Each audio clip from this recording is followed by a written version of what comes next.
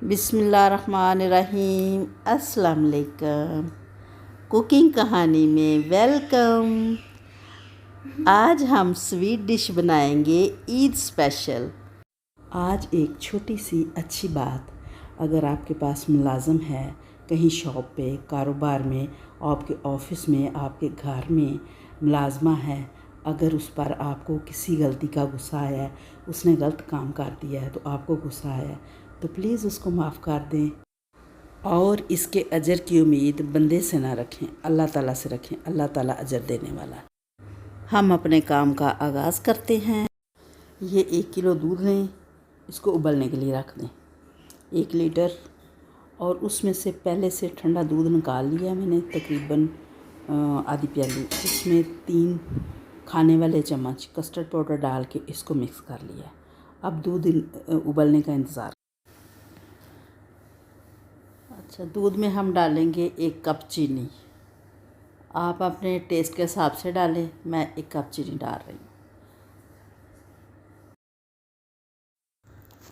दूध को उबाला आने के करीब है और दूध को थोड़ा थिक करने के लिए और इसका टेस्ट बढ़ाने के लिए मैंने आधा कप सूखा दूध लिया है और इसमें पानी मिक्स करके ये इसके अंदर मिक्स कर दूँगी।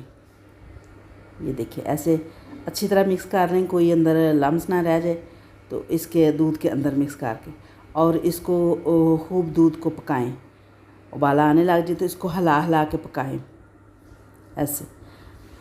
इससे थोड़ा सा दूध थिक हो जाएगा और कस्टर्ड का टेस्ट बढ़ जाएगा और जो हमारा फ्रूट ट्रैफल है उसका टेस्ट बढ़ जाएगा। उबाला आ गया, ये हमने अब प्याली में कस्टर्ड पाउडर जो मिक्स करके रखा था वो इसमें डाल दिया और थोड़ा थोड़ा करके मिक्स करें। जहाँ आपको थिक आपको लगे कि ठीक हो गया है तो आप ना डालें, अगर आपका थिक नहीं हुआ तो आप और डाल लें।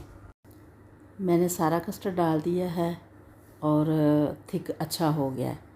अब इसको मैं 5 से 6 मिनट पकाऊंगी अच्छे तरीके से, ऐसे फेंट के मिक्स कर के। इसको जो फ्रूट ट्रैफल में कस्टर्ड डालना होता है इसको ऐसे पकाना चाहिए, इसको फेंट के पकाना चाहिए ताकि फ्रूट जब डले तो ये पानी ना छोड़े।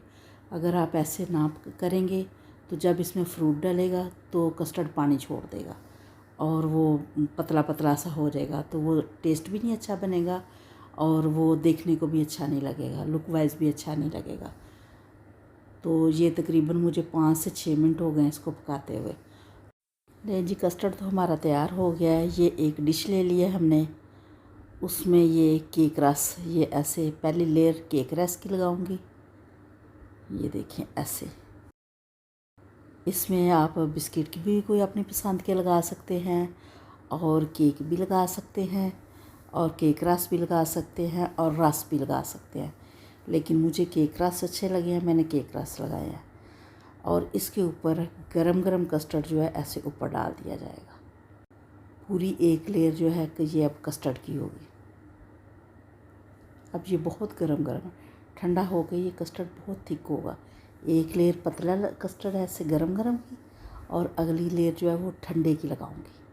ठीक है, 1 लेयर लगा के इसको फ्रिज में रख दूँगी, कस्टर्ड को भी और ये डिश को भी, दोनों चीज़ें फ्रिज में रखूँगी ठंडा होने के लिए। ये ठंडा करके अब मैंने ये निकाल ली है।